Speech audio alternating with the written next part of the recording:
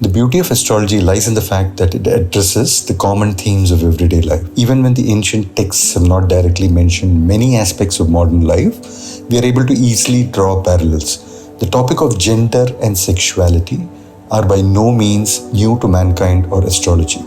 Welcome to Jyotishi.com. In this video, we'll talk about astrology and LGBTQ. The Sun, Mars and Jupiter are the male planets. Venus and Moon are obviously the female planets. The third gender grahas are that do not fall into male or female categories like Saturn, Ketu and Mercury. Saturn is the significator of old age and therefore sexually weak or neutral. Mercury is gender fluid, neither male nor female. Another interpretation of Mercury is that he is an adolescent and therefore has not become sexually mature yet. Some texts state that Saturn is a female who acts like a man, while Mercury is a male who acts like a woman. The mythology of Budhan is that he was married to Illa, who was androgynous. Illa was born a female, was cursed to change gender every month. Legend states that Budh and Illa switched genders in turns. Ketu is asexual and can induce celibacy. So Saturn, Mercury and Ketu are not heterosexual. However, Saturn is linked to low libido. Mercury tends towards homosexuality and Ketu towards lack of desire.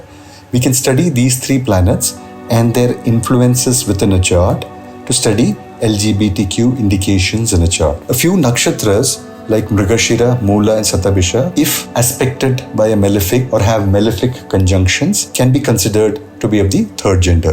There are also some rashis which point towards the third gender. We can study the sexuality of a person by studying the Kama or desire houses.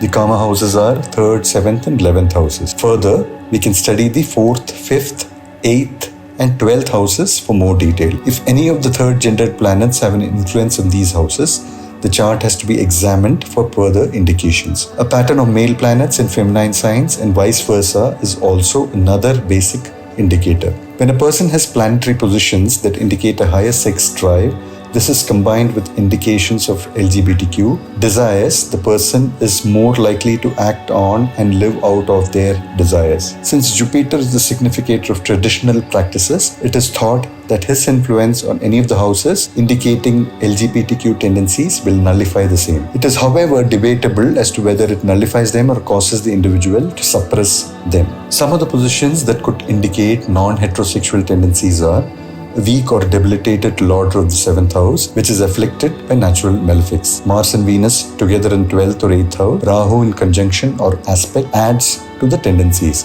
An affliction to the 5th and 7th houses with one of the houses debilitated or afflicted by a malefic. Mercury and Ketu together in 4th, 8th, 12th houses, especially in the rashis of Mithuna and Vrishchika. All three third gender planets, Mercury, Saturn and Ketu in the 8th or 12th houses, are also seen in charts of members of LGBTQ community. A very strong influence of the third gender planets on the Lagna with a strong female influence of the 7th house may indicate a third gender. A very strong influence of the third gender planets on the Lagna with strong male influence of the 7th house may indicate a gay person. Hope you all like this video on the relationship between astrology and LGBTQ, and thank you for watching the Jyotishi.com channel.